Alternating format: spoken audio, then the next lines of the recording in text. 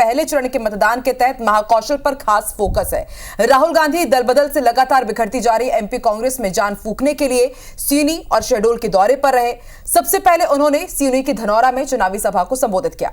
राहुल ने सभा के दौरान कांग्रेस के 5 न्याय 25 गारंटियों का जिक्र विस्तार से किया और सिवनी के बाद राहुल की सभा शहडोल के बाणगंगा मेला ग्राउंड पर हुई, जहां 2024 के चुनाव को विचारधारा की लड़ाई बताकर बीजेपी पर निशाना साधा। दोनों सभाओं में कुछ बातें कॉमन रहीं और कुछ बिल्कुल अलग। रिपोर्ट देखिए।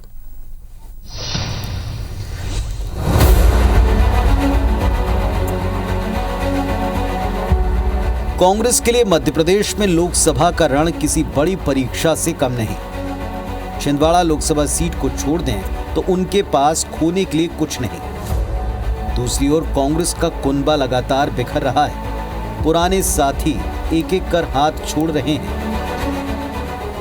नए साथी जुड़ नहीं रहे। ऐसे मुश्किल हालात में राहुल गांधी ने मध्य प्रदेश के सिवनी के धनौरा से स्टार प्रचार की शुरुआत की।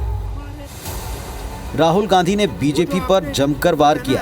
राहुल ने कहा, बीजेपी वाले आदिवासियों को वनवासी कहते हैं और आपकी जमीन अडानी को देते हैं। राहुल ने सीधी पेशाब कांड की याद दिलाते हुए बीजेपी को जमकर घेरा। आदिवासी का मतलब जंगल पर, देश के धन पर आपका हक बनता है। जब हम वनवासी कहते हैं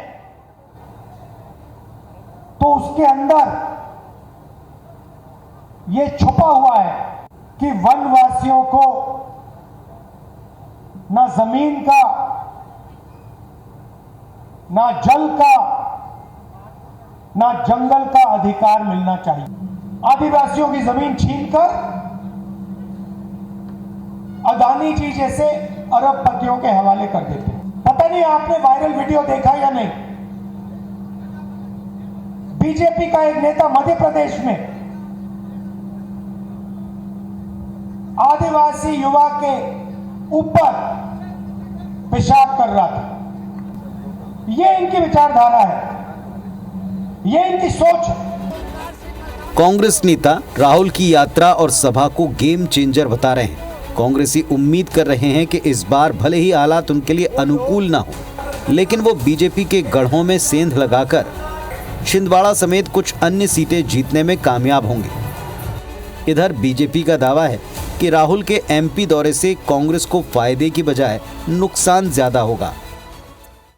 बिना विचार के अमर्यादित भाषा के साथ भारत के लोकतंत्र में जो भी आगे चलेगा, बढ़ने की कोशिश करेगा, वो खत्म हो जाएगा। आपातकाल इसका श्रेष्ठ उदाहरण है। इस देश में डराकर, अपमानित करके राजनीति नहीं हो सकती।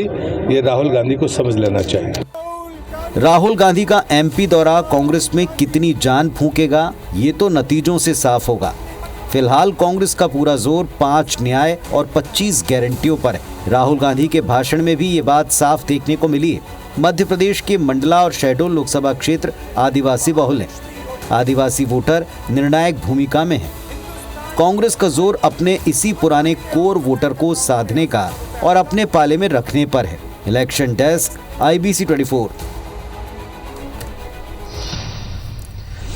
चलिए अब जरा आपको ये भी बताते हैं, जिस अंदाज में बस्तर में सभा के लिए, प्रधानमंत्री जी की सभा के लिए जगह को चुना गया, तो वो क्यों चुना गया, उसके क्या मायने हैं, वहीं से शुरुआत क्यों हुई। इसी तरह से महाकौशल को कांग्रेस ने क्यों चुना, ये भी समझना जरूरी है। एमपी में महाकौशल इकलौता दरअसल ऐसा संभाग है जहां चुनावी आंकड़े के मामले में कांग्रेस बीजेपी पर भारी पड़ती दिख रही। बिल्कुल, तो आइए अब आपको सियासी समीकरण ग्राफिक्स के जरिए समझाते हैं।